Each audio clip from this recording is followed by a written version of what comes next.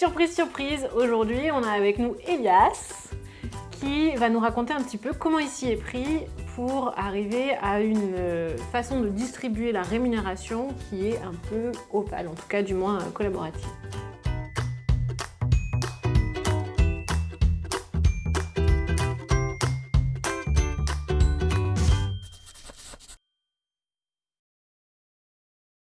Et bonjour à tous, on est sur OpenOpal, la chaîne qui vous aide à réinventer la façon dont vous travaillez, un pas après l'autre, en fonction de là où vous en êtes dans vos organisations.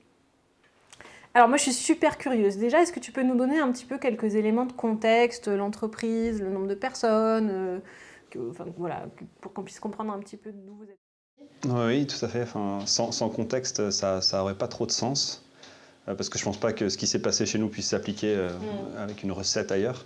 Donc on est une entreprise de relativement petite taille, 15 personnes environ, entre 15 et 20. Ouais. On fait des logiciels et du conseil dans un domaine assez spécialisé. Et donc on a des profils plutôt techniques, ingénieurs, pas tout le monde, mais en majorité. Les salaires sont arrivés assez tôt dans le processus. Ah oui, okay. Et en fait, bon, c'est moi qui l'ai porté ce truc, donc c'est ma faute. Donc en fait, à la base, ça fonctionnait comme dans une entreprise relativement classique, quoi. C'était le patron qui fixait les salaires, des augmentations, quand quelqu'un lui demandait ou quand quelqu'un estimait que c'était important de le faire. Et en fait, donc moi j'avais pu discuter, j'étais salarié, j'avais pas accès au salaire au tout début quand je suis arrivé dans la boîte, avec quelques personnes, et j'avais constaté qu'il y avait des frustrations sur des gens qui n'avaient pas évolué pendant un moment, etc. Et à un moment donné, j'ai eu accès au salaire, parce que j'avais des rôles qui touchaient à l'admin, etc. Et c'est un moment où justement on commençait notre nouvelle organisation, des gens qui partaient, qui arrivaient, il y a des salaires qui ont beaucoup bougé, d'autres pas du tout. Et quand j'ai vu ça, moi j'ai pas trouvé ça intelligent, en tout cas la façon dont ça avait été fait. Et je l'ai partagé du coup au fondateur. Donc en fait, ce qui s'est passé, c'est que toi, tu as constaté qu'il y avait quelque part un fonctionnement qui ne te paraissait pas optimal et tu l'as partagé au patron. Donc c'était que mon avis, hein. Ouais. C'est un jugement personnel. Et quand je lui ai dit ça, il m'a dit écoute, je veux bien te croire, parce qu'il avait un peu de distance sur certains sujets. Et si franchement il y a un processus qui peut faire que c'est pas moi qui attribue les salaires, moi c'est un énorme soulagement, parce que franchement, c'est vraiment pas le truc que je préfère faire. Donc ça, c'était son retour. Et ensuite, il a fallu s'adresser je me suis adressé au reste du groupe, quoi. Donc tu as été voir les gens un par un pour leur dire « Salut les gars, qu'est-ce que vous en pensez ?» D'abord, j'ai posé l'idée de façon générale, et ensuite, suite à leur retour, j'ai dit écoutez, ce que je propose, c'est que je fasse un point individuel avec chacun pour voir comment est-ce qu'on aimerait que ça fonctionne, enfin comment chacun individuellement a des attentes par rapport à ça. Et j'essaierai du coup de faire une proposition en fait par rapport à tout ce qui sera remonté. Donc c'est ce que j'ai fait. Et en effet, là pour le coup, dans ces entretiens, enfin moi, c'était il y a 5 ans, c'était en 2015, donc je ne me rappelle pas de tout, je n'ai pas pris mes notes. Mais ce qui me revient, un des trucs les plus constants, c'était c'est pas possible en fait. C'est impossible, on ne va pas y arriver. Voilà, parce que je projetais à l'époque des choses que j'avais vues justement, de la Loue, de l'Opal, des inspirations, donc je me disais il y a ça qui existe.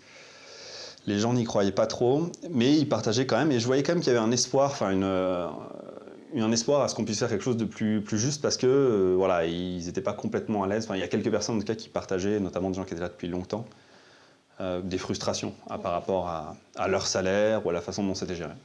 Donc ça a commencé comme ça, suite à ces entretiens qui consistaient grosso modo à, plutôt que ce soit une seule personne, qui ait une élection sans candidat de plusieurs personnes qui soient en charge de ce sujet. Donc chaque année, on élit 100 candidats, 3-4 personnes pour gérer les salaires de tout le monde. Alors, au début, on n'a pas fixé de mandat. On a juste fait l'élection sans candidat. Donc il y a 4 personnes qui ont été élues. Nommées, Donc toi, tu étais dans ce groupe? Moi, j'ai été élu. Donc j'ai été élu, donc j'ai pu vivre le truc dans ce groupe. Et il y avait notamment d'ailleurs le PDG, fondateur de la boîte, qui était élu dans le groupe aussi. Donc il était encore là. Grosso modo, en fait, finalement, on a dit oui à tous ceux qui sont venus demander.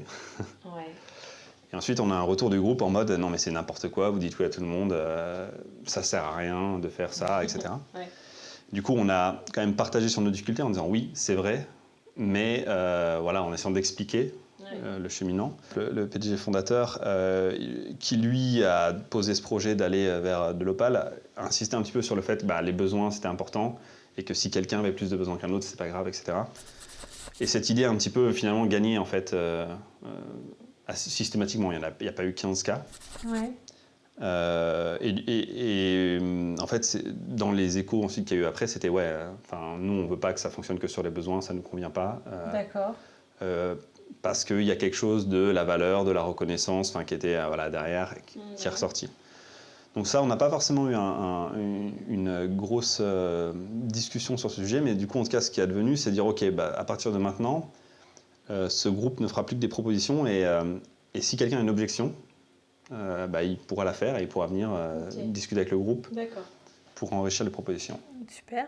On a géré des choses, on n'a plus dit oui à tout. D'accord. C'était il y a eu peu des plus OLA fluide. qui ont été mis, ouais. Mais il n'y a pas eu de grosse restructuration globale et un peu une difficulté à la faire. En mode, on sait pas, on a le pouvoir, mais on ne sait pas comment prendre, par quel bout prendre le truc. Quels sont les rééquilibrages qui pensent juste, adaptés, en ayant tous les éléments qui ont été remontés, des gens qui ont demandé, avec qui il y a eu des entretiens, avec la trésor, c'est-à-dire c'est quoi, on a combien d'argent, puis là on avait pas mal d'argent finalement cette année, donc on avait un moyen de faire un bon rééquilibrage. Que chacun fasse cet exercice et puis ensuite qu'on se le partage tous les quatre, on le dévoile en même temps et ensuite on regarde à quel endroit c'est pas pareil en fait et on en discute, sachant qu'il y a des endroits où en fait quand je ne sais pas, je ne mets rien et en fait déjà ce qui s'est passé d'assez étonnant c'est que finalement les 4 personnes étaient assez alignées, il n'y avait pas tellement de... Voilà, donc finalement l'intuition est peut-être une bonne façon de répondre à la complexité qui est ce sujet, en tout cas à un instant T. Et du coup, on a quand même eu des points de discussion sur des endroits, mais en fait, ces discussions ont été assez fluides. On est assez vite arrivé à une proposition qu'on a pu faire au groupe. Et on a fait un tour de parole et chacun a pu s'exprimer. Et du coup, il y a des gens qui ont exprimé, soit qu'ils trouvaient ça bien, soit qu'ils n'étaient pas à l'aise avec ce qui se passait pour eux, soit qu'ils étaient vigilants sur le fait qu'il ne fallait pas trop faire.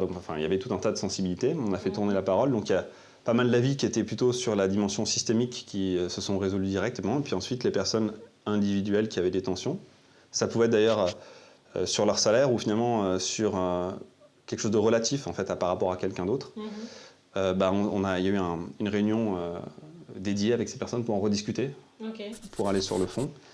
Et l'idée est qu'en fait, déjà, il y a des choses que je n'ai pas dites qui sont importantes, c'est qu'on est vraiment passé sur cette dimension systémique, c'est-à-dire qu'il n'y a plus d'augmentation ponctuelle à un instant T pour l'un ou pour l'autre, c'est toujours tout le monde est considéré en même temps, tout le système, donc on est 15, et du coup là, tant qu'en fait on n'a pas débloqué les objections, on n'a pas validé à un endroit, tout est bloqué. Il y a une espèce de responsabilité collective. À faire avancer le sujet. Si tu veux ton augmentation, il faut que tu résolves les tensions dans lesquelles tu es engagé. C'est ça. Et en plus, tu as la responsabilité que c'est tout le groupe qui est engagé, c'est pas juste la tienne. Ouais. Voilà. Là où on a vraiment cranté, c'est sur la dimension systémique, en fait. La responsabilité individuelle et un mécanisme relativement intelligent pour que tout soit représenté et qu'il n'y ait pas de... qu'on rate pas un truc. Ce que vous avez l'air d'avoir réussi à faire, c'est de trouver un moyen de fonctionner qui réconcilie le système et l'individu en fait. C'est pas que le système, c'est pas que l'individu, mais il y a vraiment les deux. Il y a un truc que j'ai oublié de te demander, que tu avais envie de raconter dans ce témoignage ? Après, je pense qu'il y a un aspect qui est un peu caché derrière tout ce processus, qui est plutôt la capacité à vivre ensemble du groupe et la confiance qui s'est créée en fait, au fil des années entre les uns et les autres.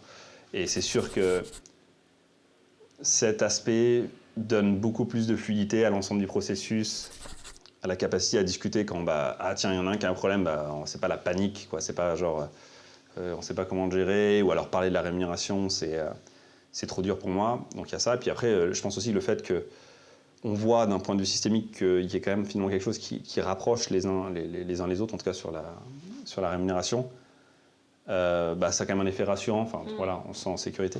Quels ont été selon toi les 3 freins principaux que tu as rencontrés ou les 3 plus grandes difficultés que tu as rencontrées dans tout ce process qui t'a pris quand même 5 ans ? Ouais. Du coup, le premier frein, c'est ne pas y croire, en fait. C'est ce qui est venu, c'est genre, c'est pas possible. Et du coup, la réponse à ça, c'est on essaye, et puis on verra, la vie nous démontrera si c'est possible ou si c'est pas possible. Le deuxième point, c'est gérer la complexité du sujet, en fait. Et ça a vraiment été mis en lumière justement par le travail qu'on a essayé de faire sur les critères et une technique un peu plus factuelle basée sur ces critères. On s'est enlisé dans des discussions, on s'est enlisé. On se mettait d'accord sur les critères, mais quand ensuite on les regroupait tous ensemble et qu'on a essayé d'en sortir quelque chose, ça donnait quelque chose de contre-intuitif et sur lequel on n'arrivait pas à discuter ou à se mettre d'accord. Et du coup, la réponse à ça, pour moi, c'est faire confiance à l'intuition, en fait, dans ce cas-là, parce qu'elle est capable d'intégrer cette complexité en ayant des garde-fous. C'est-à-dire que nous, du coup, c'est l'intuition qui va poser une proposition, mais ensuite, on va confronter les intuitions. S'il y a des endroits où elles ne sont pas d'accord, ok, ça veut dire que là, il faut qu'on éclaire, et donc on va les discuter avec des gens qui connaissent peut-être mieux le sujet, c'est-à-dire qu'on n'est pas assez éclairé. Et puis nous, on a un garde-fou final, c'est-à-dire qu'à la fin, c'est le système, on pose la proposition, et puis si on sent que ça ne répond pas de façon fluide, c'est qu'il y a encore du travail à faire. Ouais. Mais on reste toujours plutôt sur l'intuition que sur des critères. Ouais. Et le troisième point, ça rejoint un peu ça, mais c'est la complexité à intégrer des enjeux à la fois individuels et collectifs. Et donc avec un espèce de ping-pong qu'on a vécu. Et là, la réponse, c'est déjà, en fait, c'est créer un climat de sécurité qui permet à chacun de s'exprimer face au groupe, exprimer comment lui, il reçoit, perçoit les choses. Et ensuite, c'est d'avoir des alternances entre... on prend la responsabilité face au groupe sur ce qui est en train de se passer, sur la proposition et sur comment je me place moi sur la proposition. Et des temps en petits groupes pour accompagner les personnes qui ne sont pas à l'aise. C'est-à-dire, si je ne suis pas à l'aise, je peux aller challenger le groupe et dire « Moi, je ne suis pas d'accord avec cette proposition, mais je ne suis pas seul. Ok, on va venir t'accompagner et écouter ton point de vue et comment est-ce qu'on peut le présenter au groupe. » Mais par contre, tu assumes quand même à la fin ta responsabilité, mais tu n'es pas seul et on va t'aider à formuler, à clarifier pour arriver à quelque chose de précis pour qu'à la fin, en fait, ça soit clair, quoi. Ça colle ou ça colle pas. Voilà. Je dirais que c'est ça. Ouais, c'est super complexe. Et merci beaucoup pour ce retour, pour ce partage. C'est super riche. J'ai beaucoup aimé le fait que... on a vraiment le processus plus que la recette, parce qu'en fait, la recette ne sera jamais calcable à votre organisation. En revanche, le processus peut vous aider à mettre en mouvement la même chose chez vous, quel que soit le résultat que vous trouvez, que ce sera le résultat qui vous convient à vous le mieux. J'espère que ça vous aura aidé. Merci beaucoup encore, Elias, d'être venu. Et puis, on se retrouve très vite pour une prochaine vidéo. Bye bye. Salut.